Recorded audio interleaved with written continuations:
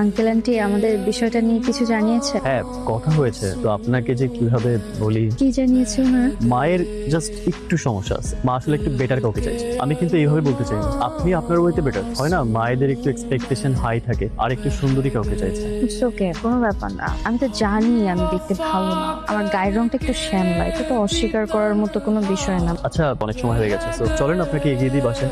আপনার কষ্ট করে আর এগিয়ে দিতে হবে না, আমি চলে যেতে পারবো। ওকে, বাই।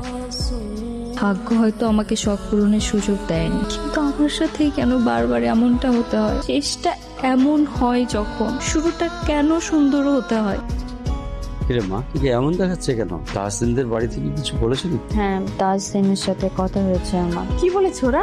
বলেছে ওদের আমাকে পছন্দ হয়নি, ওদের পছন্দ গায়ের রং ফর্সা এরকম মেয়ে, তাই আমাকে রিজেক্ট করেছে। তাহসিন কিছু বলেনি? যে তার বাবা মার কথা শুনে আমার মুখের উপরে সে না করে দিতে পারছে,